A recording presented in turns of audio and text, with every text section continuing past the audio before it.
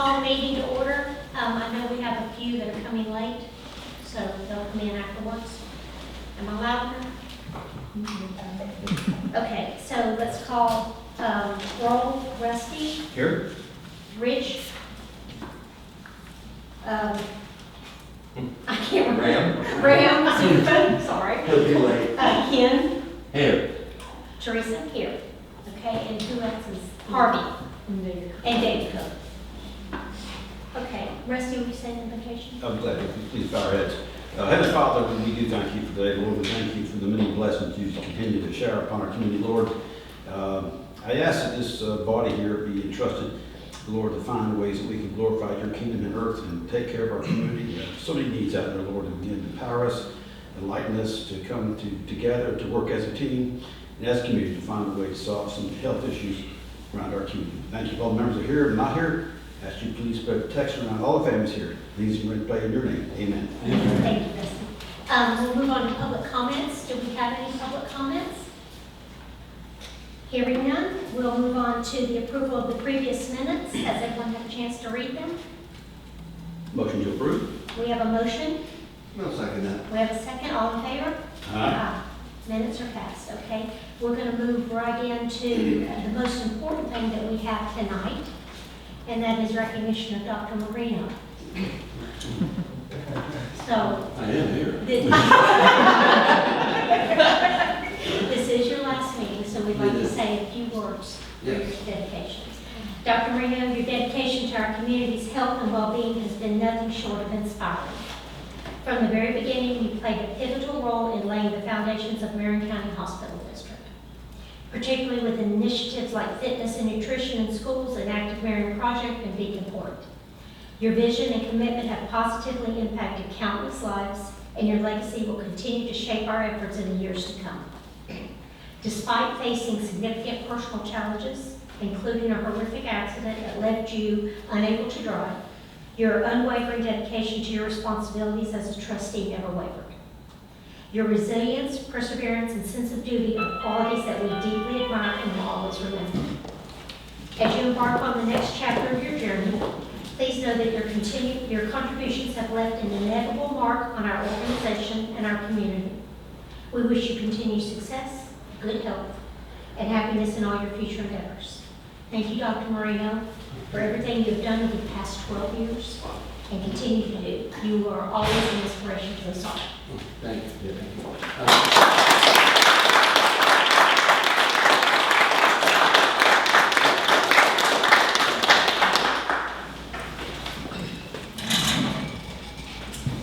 Then I would like to address the board and say thank you for allowing me to participate.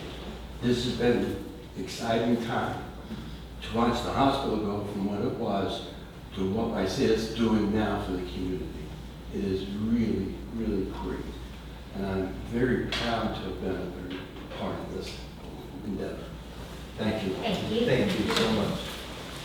All right, let's get into the boring part and get right into strategic initiatives. Oh, someone? No, good. Sorry, ladies.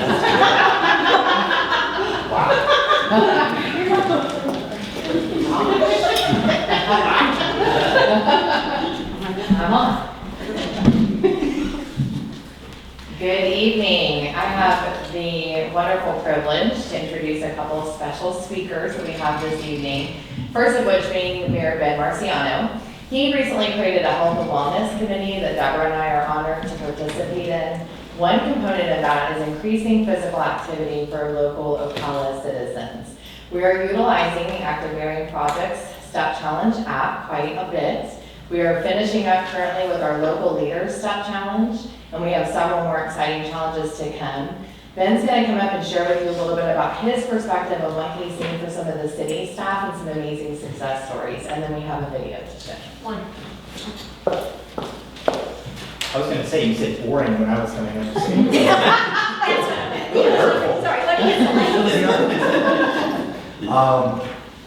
You know, I would be remiss not to thank my father-in-law for his 12 years and his time here, and obviously David Cook too. You guys have been integral in the success of this board, and imagine being this guy's son-in-law trying to live up to him. I said, you know, he kind of set the bar high, and just an amazing guy. So thank you for your time and what you've done. My time as mayor, I want to talk a little bit about some of the benefits of what this board has done, and then I'll share with you about the STEP challenge. But my time as mayor, you get hit from a lot of different directions. You see a lot of need. And as you know, my initiatives, my major focus is to improve the physical and mental health of this community, but I get hit from all angles for people needing help. And you guys have been a great resource for me when these individual people come to me, and I have no other weird place to go. On 2 individual occasions, we've had situations where people were in dire situations, not that they weren't working hard, they just were hit with hospital debt or things that were unforeseen circumstances. And on both occasions, the hospital district stepped in and provided resources and got these people back on their feet. And I don't think they would have been able to make it without it. So I'm so grateful for that. And that's through the Community Home Project. We funded treatment programs through Beacon Point. They've been a great resource whenever we're struggling. People come to me all the time because I'm in recovery, asking for help. And we have been able to make sure that people have gotten help. So I'm so thankful for what you guys do. You might not see the day in and day out work that's happening. The staff here are amazing. And Deborah, Jessica, and Brenda, and anyone that I've worked with that's been an employee here has been a great resource. They sit on my committee. They've helped provide valuable resources, and they've opened doors, and they've really been a tremendous asset. So thank you for that. The STEP Challenge. So when I came on as the mayor, I found out that last year we got skunked by Bellevue. The Bellevue mayor was very open about that. She sent some video to me saying that they went before with us and they were going to do it again this year. So we, as I started talking to the city staff at City Hall, a lot of the staff really didn't even know about it last year. I said, well, this year we have to win. And I'll share that most of the staff at City Hall, they really had not worked out before. And we got them engaged, we got them moving, and I will tell you they were so competitive, and we've seen amazing results. People that have said they've never worked out before have gotten started. They love the accountability, they love to see the challenge. The app is amazing. One person in particular that I'm so proud of is our councilman, Jim Hilty. If you don't know Jim, he's pretty open, but he's had some personal health struggles. I tried to get him to join my gym, and Jim would come for a week and then he would stop. He's our top walker in our STEP challenge, and he's lost 30 pounds, and he's come off of most of his medications, and it's changed his life. He told me it saved his life, and I believe that. And he lets me know pretty much every day that he's beating me in steps, and it's pretty heartbreaking. So on numerous occasions, I don't know how this has happened. The elevator at City Hall has gone out. I consistently get blamed for that, but it has helped us with our points, so I'm very grateful for that. We were receiving so much positive feedback on the STEP Challenge, posting on it. We started a Healthy Ocala group, and we had a volunteer step up and lead that. And then I just got to say, in the last week, I don't know what happened with the Bellevue municipality, with the Bellevue mayor, but they went up by 1,000 points. So we are opening an investigation with City Hall. We will be investigating them to find out what they're doing, but I have my suspects. But I will tell you, overall, it's been awesome. Because of the success of this, we are going to use this to launch a community-wide STEP challenge in January. And the platform works great, and I'm going to approach all the city council members and have them each oversee their own district and really create some competition with it and really get people active in movement. But I just want to tell you guys today, I'm so thankful for everything. Thank you for your hard work. Thank you for what you do. You guys are making a great difference, and I'm very grateful for the hospital district. Thank you for leading the charge. Yeah, absolutely. And we're going to show a quick video.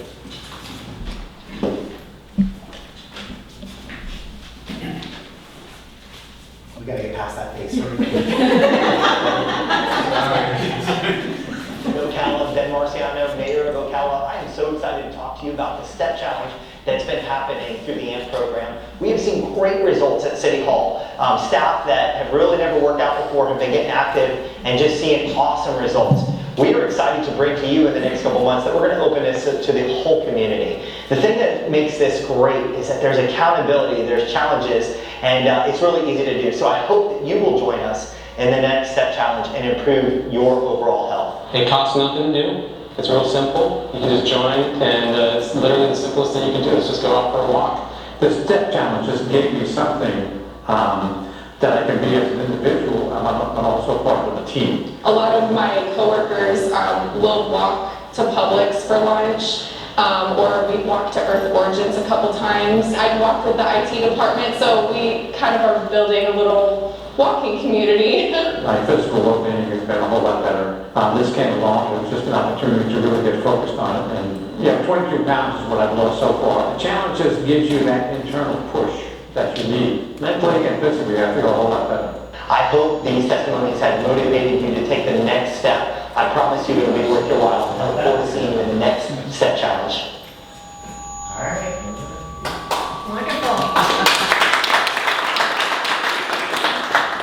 Thank you guys. I'll be happy to take care of you guys. Yeah. I'd also like to mention that starting July 1st, we have both hospitals competing against each other, which is something we've talked about for years. And I just looked over the weekend, we have close to 200 individuals that have hopped onto those teams. We're expecting pretty large participation, so we're looking forward to that.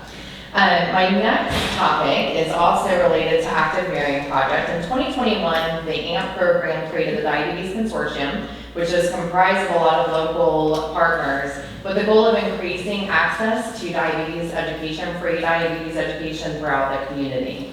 The same year, AMP implemented Eat Healthy, Be Active curriculum, which is a curriculum through the Office of Disease Prevention and Health Promotion.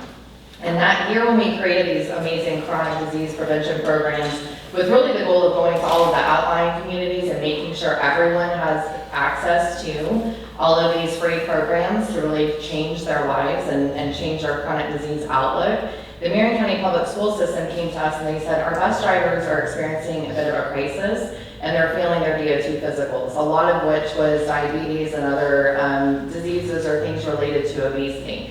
So we implemented that year the Eat Healthy, Be Active curriculum with their bus drivers. We've done it every year since. We go out during the time in which they have a little bit of a break and we do step challenges and we bring fresh produce from a farmer, and that's been a really fun program. It's a wonderful population that we really enjoy working with, and we've seen great success in that. A couple months ago, I shared with you all that one of our partners, Rebecca Elliott, through the University of Florida and their IFAS extension, Rebecca partners with us on all of these chronic disease management classes. She became one of our diabetes educators. She's an amazing asset to all of our partnership. She came to us and she said, I really think that both of these are excellent proposals for an award that she could submit through the university system. And I mentioned at that meeting that we won first state level for both programs, and that there was more to come because we were going on to the regional and the national level. So I'm very excited to introduce Rebecca tonight to talk a little bit about the outcome of those awards. Good afternoon, Hospital District Board. Thank you for the invitation to share more information about the awards. I'm Rebecca Elliott, and I coordinate all health programs in Marion County on behalf of the University of Florida. I'm a proud partner of the Hospital District and many other health organizations in the county. So through the University of Florida, I can apply for awards to recognize the vital work my partners and I do in Marion County to promote health for all. These are highly competitive awards, and the board received 594 applications last year. As you know, 2 of our county programs won first place as the best school wellness program in Florida and first place for the best health program to address emerging issues in Florida.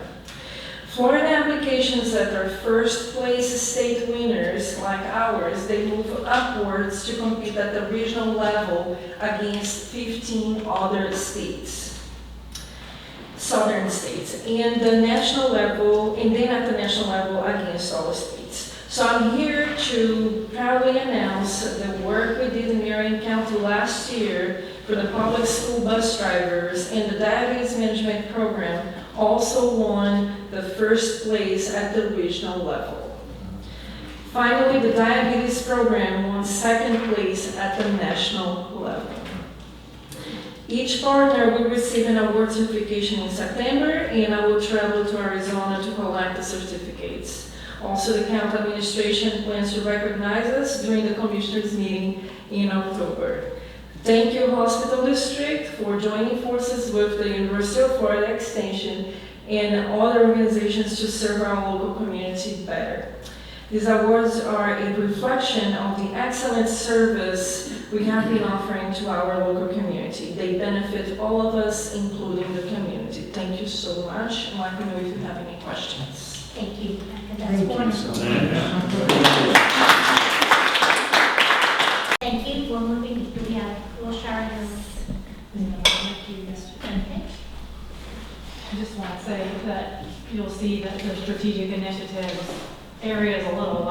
this month because we have our pillar workshop, which Rusty will speak of, and all of the information and data and collection will be at that particular meeting.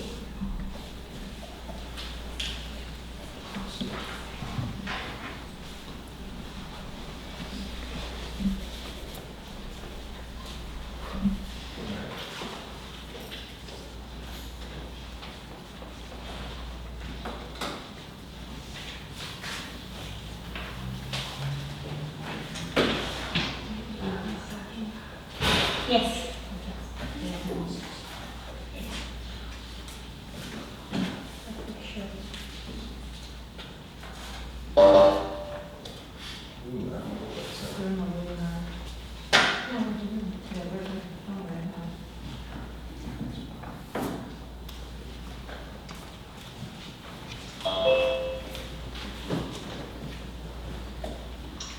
Good evening, everyone. Hello there. Hey. Hi. We're ready, and y'all can jump right in. Okay, I'll get us started with an overview on May market performance. So luckily, May was a strong month in market. As we said that we hoped last time, it gave the portfolio a chance to reverse the losses that we experienced in April. And the rebound was led by large cap, as you might guess, particularly the tech stocks within that segment reversing their losses during the month. We saw international and emerging markets were also up for the month too, but to a slightly lesser extent than what we saw for domestic equities. Treasury yields also fell just slightly during the month on news of moderating inflation, and that did give core bonds a bit of a boost during the month of May. But year to date, the story hasn't really changed. Yields are still up over that time frame because markets at this point have largely tempered expectations for the potential rate cuts coming. Now, as we get closer and closer to the election, we know that those chances are dwindling. If we move a couple of slides over, there we go. Thanks, Nathan. So when we revisit the total fund positioning, you can see that we're making progress toward this transition plan that we've been talking about, as can be evidenced by the dark blue bars being a little bit closer to those lighter blue bars. Obviously, we have talked a lot about the fact that there is still a little bit of divergence there, and we're in touch with each of the providers and working to make sure that they're on track to meet the timing goals along that glide path that we've set out. We'll keep you updated as our work continues and flag any material concerns for you as we work through those with the providers should they come up. The last one that I will touch on really quickly, Nathan, will be the corpus table. To give you an idea of where we're sitting as of the end of May, the total fund market value was $299.3 million. So again, net of distributions, the portfolio has gained back some good value there since April's low. All right, so in terms of the portfolio specific performance, turning to, I believe it's page 18 of the pack, the portfolio rose by 2.62% over the month and actually outperformed the benchmark by a grand total of 17 basis points. In terms of where that came from, it's really the asset allocation decisions that have been made by the managers, whether intentionally or just as a output of some of the changes they're making with their portfolios. But generally speaking, and what you'll see as being consistent across all three providers is that they were overweight to US equities and underweight to the diversified alternatives, so the top and bottom rows of the asset allocation table here. And both of those decisions added value to the portfolio. So nice to see. In terms of which of your managers performed the best, it was actually Truist. So on page 19 of the book, you can see that they really meaningfully outperformed by almost 60 basis points over the month. Now there were three areas that came from. The first two being just those asset allocation positions. Truist was actually just above the top of its rebalancing range for US equities. Evie and I have been in touch with them, and they said that they will be placing rebalancing trades by the end of the week to move back into compliance. And correspondingly, they've been underweight to diversifying alternatives, but we know that they are appointing a manager or two there. So they're working to move in compliance, but that position was certainly beneficial for May. And then the only other point I'll touch on is just this 25 basis points of manager value add within the non-US equity composite. So in particular, they have invested with a couple of active managers, including Artisan, who runs an international value strategy that did really well over the month and returned 5.5%. So good to see really some nice turnaround from Truist. Actually, to the extent that over the last 12 months, so this would be, June 1, 2023 through to May 31 of this year. They're now ahead of their benchmark by about 0.45%. So nice turnaround over the last 6 months. For Crescent, they continue to eke out, positive relative returns to the benchmark. So they outperformed by 15 basis points. For them, it was more of asset allocation decisions. So again, on US equities and diversifying alternatives, their positioning there. They really continue to be the top performer over the medium term. So over the last 1 year, they're up actually over 3% versus their benchmark. And they've made a number of both manager calls and some asset allocation decisions that have added value. So really strong and positive to see. Somewhat less positive, albeit for reasons a big part is for reasons they can't control, has been Greystone. So Greystone did make money in May, but did continue to lag the benchmark by 20 basis points. Now for Greystone, they continue to be within their US equity composite quite conservatively positioned. They've really shied away from what was known as the Magnificent 7, Magnificent 6, and away from NVIDIA, more into the small and medium sized stocks, value stocks, and even more sort of lower octane growth stocks. And actually, all of those decisions have detracted from performance. Now, this is your newest manager, and the last year they have lagged the performance by 2.2%. Although actually the vast majority of that has been the private equity portfolio, which, as for reasons you're well aware of, they're unable to change, and this is something they inherited. So, no material concerns with Greystone, but we have, noted now the last 6 months of underperformance, not just in their private market areas, but in some of their public composites as well. So, we are in contact with them and we'll continue to monitor them closely. That was about it in terms of the prepared comments that we had. So I'll stop sharing. Again, happy to answer any questions that you may have or touch on any additional information as needed. Nathan, on Greystone, they have one of those portfolios that are maturing in December. Is that correct? That's correct. They've got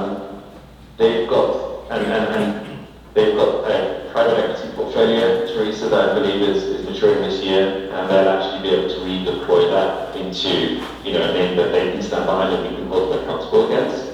And the same is also true of private credit. They'll be redeploying that within the same concept. And that's all around December, right? I think. These things always vary. The best estimate is between September of this year and I think March of next year. Okay. The reality is, particularly on private equity, you get your money back when they're able to sell the holdings in their portfolio, not on a specific date. Yeah. Okay, thank you. Preston? No, the only comment or question on the Greystone performance is that, is there a point in time when we would take any more action, or is there a benchmark that we're looking at that kind of holds them more accountable? I know we're holding them accountable, but I mean, how long do we ride with them? I'm not suggesting cut and loose, but what's the next step with what's the expectation for Greystone?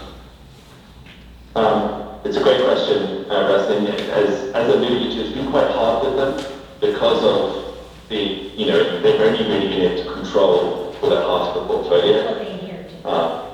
because they inherited some private equity positions that they did not choose. And as a group, I believe we decided we would hold them until maturity.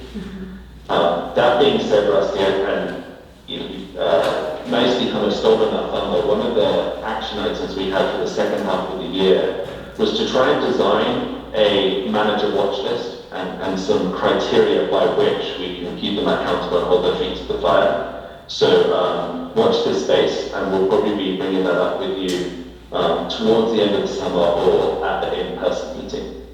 Thank you. Ken, do you have any questions? Okay. Anyone else? Thank you very much. Okay, thank you everyone. Have a lovely evening. Operations.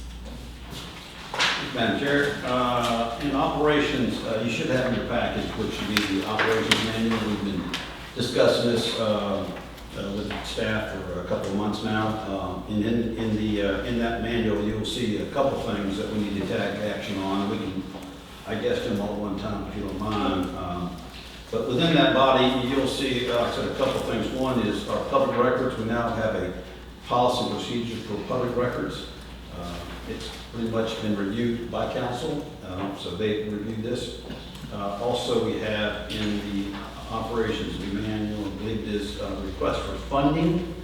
Again, so we are trying to look for more consistent ways how we're handling requests for funding. So now we have a predefined process and procedure for doing that. It also goes with granting, monitoring, and also we go into, I believe it's leases. When we have leases on different providers. And then finally, we acquired an automobile earlier this year, and now we have a policy in place regarding the automobile policy. So again, my thanks to go to the staff for spending a lot of time preparing this, but again, I think this is kind of important as it lays out some of our very needed defined policy procedures as relates to our operations. And I'll be happy to answer your questions regarding any of those. I'm assuming that everyone has had an opportunity to read it since it was presented on Friday, got sent out on Friday. If we have any questions, Rusty's here to answer them. Otherwise, we need a motion to approve the operations policy and procedures as being presented. So made. And I'm going to second that motion. All in favor? Aye. All right, that passes. Also, kind of in that same line, just amount of information, we also will be bringing back sometime this summer an update to our financial policy and procedures. We're working now on procurement policy, so that's be forthcoming, Madam Chair. Wonderful. Also within operations, you'll see there's a pillar workshop, which Teresa mentioned earlier. That is on July the 16th. Begins at 3 o'clock here in this building. This really is to discuss our pillars. We've had some initial discussion about that. This will be a follow-up discussion about that. Again, I encourage you all to be here for that. This is very vital to organization because it's kind of going to have a very good dialogue about what we want to be when we grow up, okay? And right now we have 5 pillars, and this is looking at whether or not we want to expand, include, whatever the case may be. But really also identify data and some resources that are needed for our health focus areas in our community. So this really is, I think, pivotal and very important. And just so you know, we intentionally delayed this workshop until we had our new appointees on board because we want their input. So we're looking forward to that. Also, Madam Chair, at the July meeting, just to remind you, this is when we vote in on officers. So that'll take place, and it does every year in the July meeting. Will be for chairmanship, vice chair, and secretary treasurer. And finally, you probably should take this. Well, okay, I'm happy to unless you'd like to do Well, no, I would like to, but Go ahead. No, it's more appropriate for the chairwoman to do this. Okay, so we have 2 new trustees that will be joining our board, Ken Kirkpatrick and Dr. Harrell. Stephanie Harrell, let me get you first there. Their information is within the packet that you can read the reasons that they wanted to join our board and what they'd like to do to give back to our communities. Please take a moment to read that, and we're thrilled to have you both. Yeah. Well, Board. yeah. With that, Madam Chair, I concludes my report. Thank you, Rusty, and thank you for going above and beyond on the procedure manuals and getting us all set up. With the effort of the staff, that's wonderful that we get those brought up to speed. I wanted to just let everybody know that no longer will we be getting paper packages. Starting next month, we will be receiving our information via an iPad. Those iPads will be given to us so we can review it prior to the meeting, and then you will leave your iPad once the meeting is over, and then we'll get them again before the next meeting. And then our agenda will be as normal on the website. Okay, Matt, it's all you. Thank you, Madam Chair. Included in the packet are the May 2024 financial statements for the review and questioning of the trustees for the month of May 2024 and the year-to-date information as well. We'll be seeking approval of these financial statements. As discussed by the investment group, Wilshire, pretty strong month for the investments to the tune of about $8 million of appreciation during the month of May. The expenses and expenditures of the organization continue to remain in line with the budget, which we'll talk about here shortly as well. Are there any questions on these financial statements as presented? No, so we need a motion. Motion. So we have the first on the motion. Second. We have a second. All in favor? Aye. Motion passed. Thank you. Beginning on pages 55, concluding on 56, is the first bit of information related to the budget. Keep going. Correct, next page. Yeah, right here. We've listed the, similar to the financial report that you've received, which Kurt was just on, we've listed all the grants in a similar manner to make it easy to compare to the financial information you're used to seeing in the past. And we've begun by including the 2023 and 2024 budgeted information in the first numerical column to the left. In the middle, as we sit through mid-June, we took our best estimate of what those actual expenditures are going to be by grant and fund, which is listed there. That is the percent we expect to utilize this fiscal year. Those numbers will be refined as we continue forward. And then lastly, to the far right is the draft 2024-2025 budget. These are more so commitments and placeholders of the budget information compared to prior year, as obviously funding requests and approvals are yet to come down the chute. And then there's, if you continue to scroll down or to flip the page in your packet, the board set a target date of August 15th to measure the assets to determine how much money is going to be available for the budget. We've included the information through current date. Putting together this information was June 20th, so just a few days ago, and you can see what the current asset holdings were towards the bottom of that second page. To the right of that, we put a what-if scenario of a decrease and an increase of roughly 2.5% to see where we would be, and then below that you see funds available.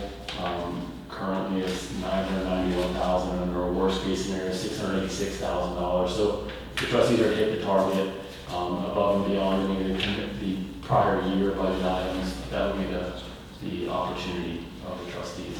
Any questions on this information provided, and or how you'd like to see it as we continue to roll forward? Yes, sir. Yeah, man, just confirm. So the estimated expenses percentage, this is what we're estimated to expense for fiscal year? Yes, sir. Okay. Which really, I mean, and that's based on the budget, right? Yes, sir. None of those are reciprocal, right? Some of them are, I should say that. Some of them are quarterly grants, Right. some of which are just happening. I think what would be helpful, at least for my purposes, if I'd like to see what the percentage increase in the budget is.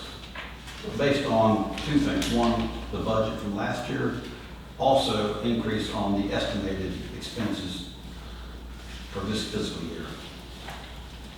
To that point, on Beacon Point operations, we're only expecting that we're going to spend 76% of the $456,000. Yes, sir. Okay. So when I look at the budget then at 605, 400 for next year, that would be in an increase over last year's budget, not the actual, what we think the expenses are going to be year-end. Correct. We've taken a stab at, the staff have taken a stab at what the actual expected budget is going to be. That line item on a markup by shortened stance there, but an actual, and some of those are non-cyclical, some of them include one-time payments, etc. So when you break down the budget, it'll have like if there's a specific line item under Beacon Point operations that is a one-time event. Well, Parking lot. The parking lot. Oh, okay, good point, yeah, that's right. That's where that's at. and in the beginning of next meeting, I believe it would probably be appropriate to start including the details of those budgets as well. Because there's a lot of full budget. Is that pretty easy to get a percentage increase over the last year? Okay, Super simple. Ron, Ken, any questions? I just want to miss out. Okay. I gave to everybody. All right, I think that's it. Finance, anything else on finance, questions, concerns? All right, thank you, Matt. Do we have any old business? Hearing none, we are adjourned. Ron, great. Just gave him the cookie. You're gonna give it the wrong impression. Ron, would you like to meet our newest? No. Our newest board members? Oh, wow.